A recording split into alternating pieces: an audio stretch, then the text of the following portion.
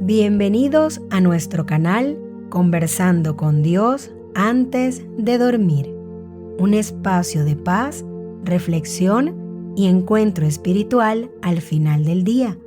Escuchemos con gratitud la enseñanza que nos trae la palabra de nuestro Señor para esta noche. Colosenses 1, del 9 al 10. Por eso, desde que nos enteramos de esto, oramos y pedimos sin cesar por ustedes, para que Dios les haga conocer perfectamente su voluntad y les dé con abundancia la sabiduría y el sentido de las cosas espirituales. San Pablo abre su corazón con un gesto profundamente pastoral. Oramos y pedimos sin cesar por ustedes. Esta oración constante muestra que la vida espiritual no se sostiene solo por el esfuerzo humano, sino por la intersección, por la comunión y por el deseo sincero de crecer juntos en el conocimiento de Dios. En esta petición, Pablo revela un anhelo que trasciende cualquier preocupación material, que los creyentes comprendan perfectamente la voluntad de Dios. No es un conocimiento teórico, sino una luz interior que orienta, corrige, fortalece y da sentido a cada paso. Pablo también pide que Dios les conceda sabiduría y sentido de las cosas espirituales. La sabiduría verdadera no es una acumulación de ideas, sino una forma de ver la vida desde el corazón de Dios. Es aprender a discernir qué viene de Él y qué no. Es descubrir lo esencial en medio del ruido. Es elegir lo que edifica, aunque cueste. Y el sentido de las cosas espirituales es la capacidad de interpretar la realidad desde la fe, de reconocer que Dios actúa incluso donde no parece evidente, y de comprender los tiempos, procesos y caminos que Él usa para guiarnos. Esta oración de Pablo sigue vigente hoy para cada uno de nosotros. También nosotros necesitamos que Dios ilumine nuestra mente y nuestro corazón para caminar de manera coherente y fecunda. Cuando conocemos su voluntad, no caminamos a ciegas. Cuando recibimos sabiduría espiritual, la vida deja de ser una sucesión de problemas y se convierte en un escenario donde Dios forma nuestro carácter, abre puertas y nos conduce hacia la plenitud de su amor. Que esta lectura nos impulse a pedir con humildad esa misma luz, que Dios nos conceda una comprensión profunda de su voluntad para vivir de manera digna, coherente y fecunda, dando frutos de bondad, fe y esperanza donde Él nos ha puesto. Oración. Espíritu de Dios, ven y transfórmanos. Aviva en nosotros el deseo ardiente de hacer tu voluntad y construir así el reino de misericordia y justicia. Espíritu Santo, que oras incesantemente en nuestro interior, pon en nuestros labios las palabras para alabarte y en nuestros corazones el fervor para amarte. Santifica el trabajo de nuestras vidas para que todas nuestras acciones sean una alabanza a Dios hoy y siempre. Permanece con nosotros para que podamos permanecer contigo. Te lo pedimos con fe. Amén. Romanos 5, del 8 al 9. Pero la prueba de que Dios nos ama es que Cristo murió por nosotros cuando todavía éramos pecadores, y ahora que estamos justificados por su sangre, con mayor razón seremos librados por Él de la ira de Dios. San Pablo nos conduce aquí al corazón mismo del Evangelio. El amor de Dios no es una respuesta a nuestra perfección, sino una iniciativa gratuita hacia nuestra fragilidad. Dios no esperó a que fuéramos mejores, más santos o más fieles para mostrarnos su amor. Al contrario, Cristo murió por nosotros cuando todavía éramos pecadores. Esto revela un amor que desafía toda lógica humana, un amor que se adelanta, que toma la iniciativa, que abraza incluso cuando no somos dignos de ser abrazados. Esta verdad transforma nuestra manera de ver a Dios. A veces pensamos en Él como alguien que nos ama si cambiamos, si dejamos de fallar, si alcanzamos ciertas metas espirituales. Pero Pablo nos recuerda que el amor de Dios no nace de nuestra bondad, sino de la suya. Él nos amó primero, Él nos buscó primero, Él dio la vida por nosotros incluso cuando estábamos lejos. Es un amor que no retrocede ante el pecado, sino que entra en Él para liberarnos.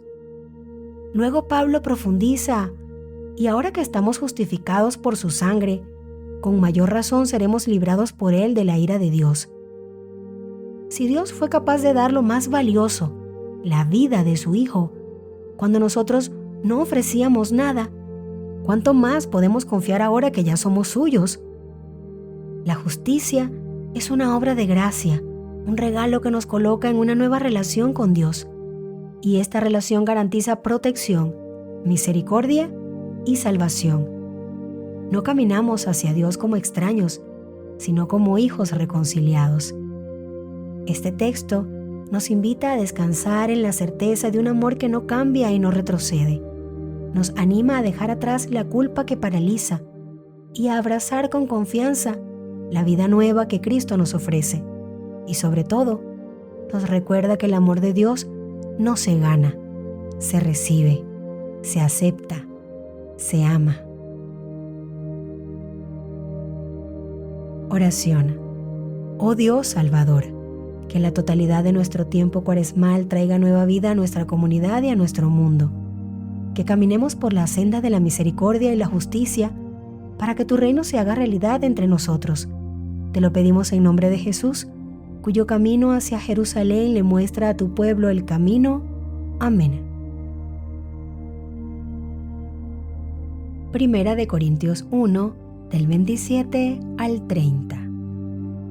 Dios eligió lo que el mundo tiene por débil, para confundir a los fuertes, lo que es vil y despreciable y lo que no vale nada, para aniquilar a lo que vale.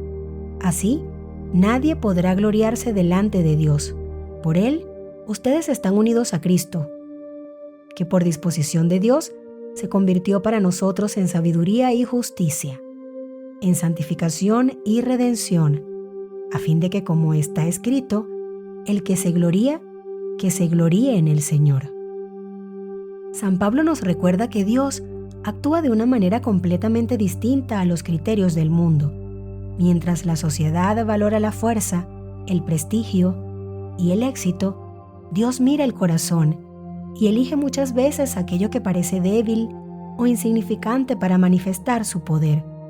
Esto no es un accidente, es la manera en que Dios desmonta la autosuficiencia humana y revela que la verdadera grandeza no nace del orgullo, sino de la docilidad a su voluntad.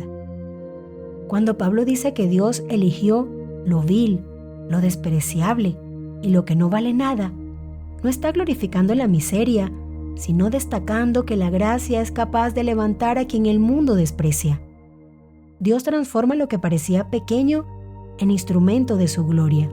Así lo hizo con los discípulos, hombres sencillos, con María, humilde servidora, y con tantos santos cuya grandeza brotó no de sus capacidades, sino de su entrega. De este modo, nadie puede atribuirse el mérito. Todo es don, todo es gracia. Pablo afirma también que nosotros estamos unidos a Cristo Jesús y que Él se convirtió para nosotros en sabiduría, justicia, santificación y redención. Esto significa que no debemos buscar en nosotros mismos la fuente de nuestra dignidad o santidad, sino en Cristo. Él es la sabiduría que ilumina nuestras decisiones, la justicia que nos reconcilia, la santidad que nos transforma y la redención que nos libera. Nuestra vida espiritual no depende de nuestras fuerzas, sino de permanecer unidos a Él. Por eso, concluye el apóstol: el que se gloría en el Señor. La verdadera gloria del cristiano no está en lo que hace, sino en lo que Dios realiza en él. Así, este texto nos invita a vivir con humildad, a reconocer nuestras fragilidades sin miedo y a dejar que Dios actúe en nosotros, porque cuando reconocemos nuestra pequeñez, Dios puede mostrarse grande. Oración. Dios nos ha llamado a construir su reino. Danos la fuerza y la creatividad que necesitamos para llevar al mundo a su realización plena en ti. Que honremos a las personas con las que compartimos la tierra y cuidemos sabiamente la creación que nos has confiado. Te lo pedimos por el poder de tu Espíritu. Amén. Recuerda darle like y compartirlo. Tito 2, del 11 al 14. Porque la gracia de Dios, que es fuente de salvación para todos los hombres, se ha manifestado. Ella nos enseña a rechazar la impiedad y los deseos mundanos, para vivir en la vida presente con sobriedad, justicia y piedad, mientras aguardamos la feliz esperanza y la manifestación de la gloria de nuestro gran Dios y Salvador, Cristo Jesús. Él se entregó por nosotros, a fin de librarnos de toda inquietud, purificamos y crear para sí un pueblo elegido y lleno de celo en la práctica del bien. Pablo nos recuerda que la gracia de Dios no es una idea abstracta, sino un acontecimiento concreto que se ha manifestado en Jesucristo. Esta gracia es fuente de salvación, porque no solo perdona, sino que transforma. La salvación no consiste únicamente en ser librados del pecado, sino en ser conducidos a una vida nueva, moldeada por el amor y la presencia de Dios. Por eso, la gracia no se limita a lo que Dios hace por nosotros, sino también a lo que Él hace en nosotros. Esa misma gracia se convierte en maestra, nos enseña a rechazar todo lo que nos aleja de Dios, especialmente la impiedad y los deseos que esclavizan el corazón. No se trata de un rechazo por miedo, sino de una elección consciente, fruto del amor que nos invita a vivir con sobriedad, justicia y piedad. La sobriedad nos ayuda a ordenar los deseos, la justicia nos orienta hacia el prójimo y la piedad nos mantiene unidos a Dios.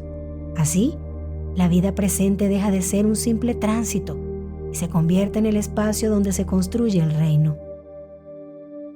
Mientras vivimos este proceso de renovación, esperamos la feliz esperanza, la manifestación gloriosa de Cristo.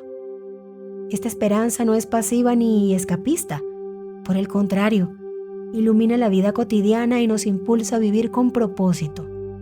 Quien espera al Señor con fe, lo hace preparando su corazón, dejando que la luz futura transforme su presente.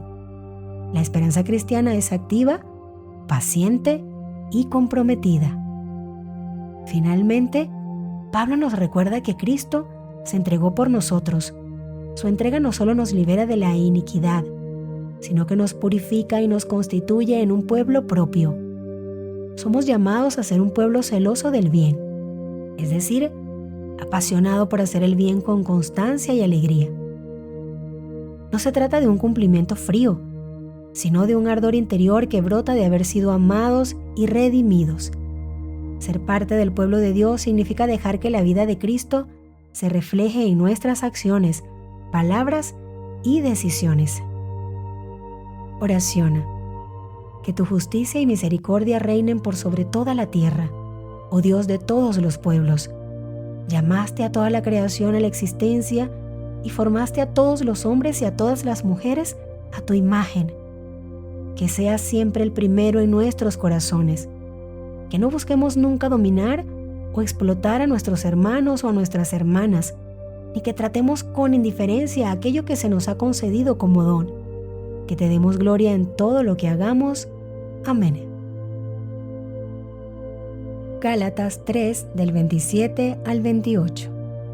Todos ustedes que fueron bautizados en Cristo han sido revestidos de Cristo.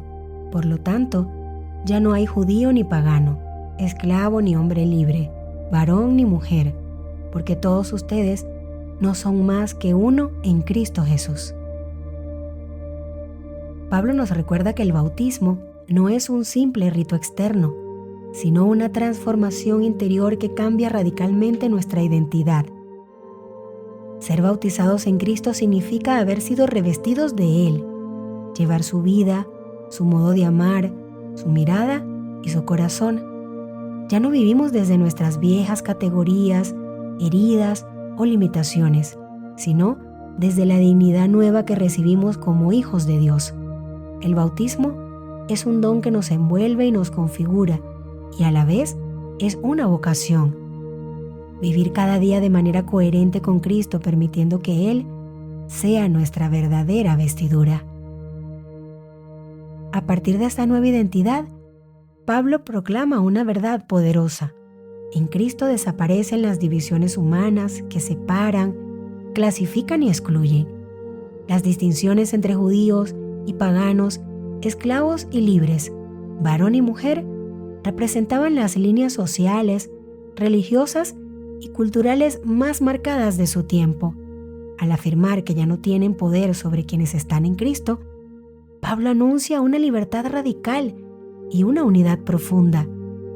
No es que las diferencias desaparezcan, sino que pierden su capacidad de determinar el valor, la dignidad o el lugar que le corresponde a cada persona. Esta unidad que nace del bautismo nos llama a mirar a los demás como hermanos, no como rivales o extraños.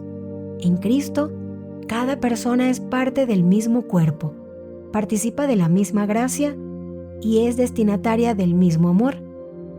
La fe nos invita a derribar las barreras y superar prejuicios para construir relaciones donde el respeto, la justicia y la misericordia sean la base.